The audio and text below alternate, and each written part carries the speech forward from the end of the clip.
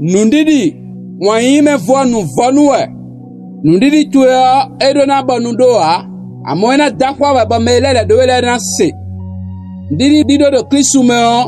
eno jirado nuwe uwa amo eno jirado wanyi eno donu gbeta no zometon lewu eno dinu me lo kono gea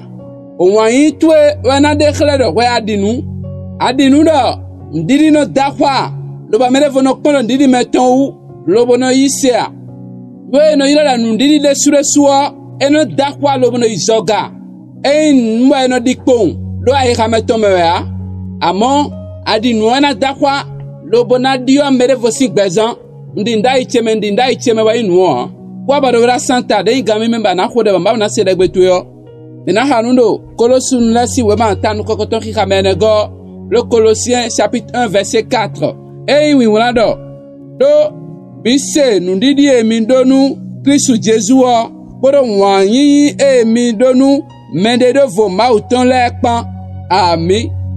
nundidi egbetoton do Kristu Jesu Kristu meno de khlekon wanyi de edonu gbeto wiwele o kalome wiwe hoda wa wensagun we do sakweto mele hoda mindea amo gbeto sunu gbeto nyonu de afon zanzan no mo ponu kuntu epo de lele doe de po wapo do Kristu ame de do kwetu ogbe de le do to mele e wero wensagun mo nkoton yiwe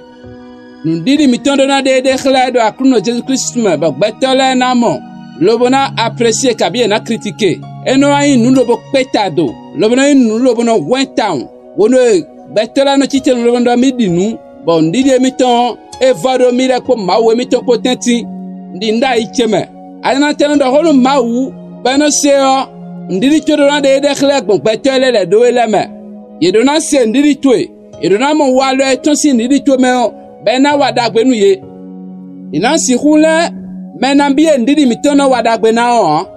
minasi hule menambie wanyi mino de khle gbon ndidi mitome wadagbe na o amo nkhodanu egbe lobodo akota elo okpo de jawe okpo ndidi de adodo akuno Jesu Kristu me na wadagbe nu ye bena de kunu tondo Jesu Kristu sin kome ami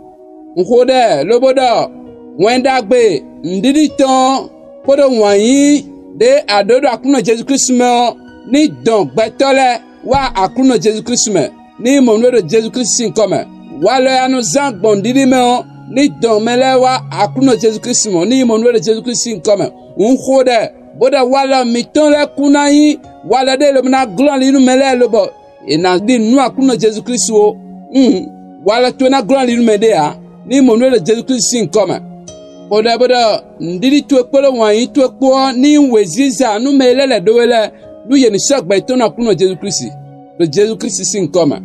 nu de lenkoton ewadagbero gbezan tu me o maha be ayin wanale nu yeni senu gbolo be na wadagbenu ye lo mo bo eme lo bo commenter bo na foi et amour bo abonner wade nu se no nu ehongbe na mo de khikokpo nu gbo lenkoton po nu akuno ni donwe okeze me egbeton ami